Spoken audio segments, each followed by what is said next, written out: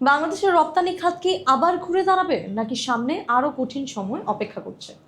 এই প্রশ্নের উত্তর দিয়েছেন Bangladesh knitwear manufacturers and exports অ্যাসোসিয়েশনের নির্বাহী সভাপতি ফজলে শামীম আহসান। তার মতে 2026-27 অর্থ বছরে বাংলাদেশের রপ্তানির সামনে সবচেয়ে বড় দুটি চ্যালেঞ্জ রয়েছে। প্রথমটি হলো দেশের আমলাতান্ত্রিক জটিলতা। রপ্তানিকারকদের এনবিআর, বাংলাদেশ ব্যাংক সহ বিভিন্ন সরকারি প্রতিষ্ঠানের সঙ্গে কাজ করতে গিয়ে ধীর গতি এবং অপ্রয়োজনীয় বাধার মুখোমুখি হতে হচ্ছে।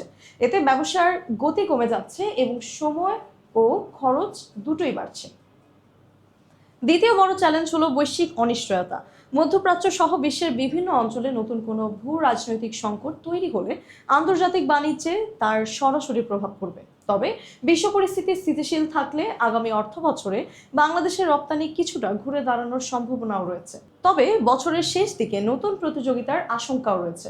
যদি ভারত ইউরোপীয় ইউনিয়নের সঙ্গে মুক্ত বাণিজ্য চুক্তির সুবিধা পুরোপুরি কার্যকর করতে পারে, তাহলে আন্তর্জাতিক বাজারে বাংলাদেশের জন্য প্রতিযোগিতা আরো কঠিন হয়ে যাবে। তিনি আরো বলেন, শুধু বড় বড় রপ্তানি লক্ষ্যমাত্রা ঘোষণা করলেই হবে না, সেই লক্ষ্য বাস্তবায়নের জন্য সরকারি সেবা দ্রুত করতে হবে, নীতিগত স্থিতিশীলতা নিশ্চিত করতে হবে এবং যারা নিয়মিত ঋণ পরিশোধ করেন সেসব সৎ উদ্যোক্তাদের বিশেষ প্রণোদনা দিতে হবে।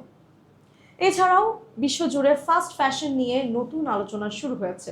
পরিবেশগত কারণে অনেক দেশ এই ধরনের পোশাকের ব্যবহার সীমিত করার কথা ভাবছে। তাই ভবিষ্যতে শুধু উৎপাদন বাড়ালেই হবে না, পরিবর্তিত বৈশ্বিক বাজারের সঙ্গে তাল মিলিয়েও এগোতে হবে। এখন প্রশ্ন হলো, আপনার মতে বাংলাদেশের রপ্তানি খাতের সবচেয়ে বড় বাধা কোনটি?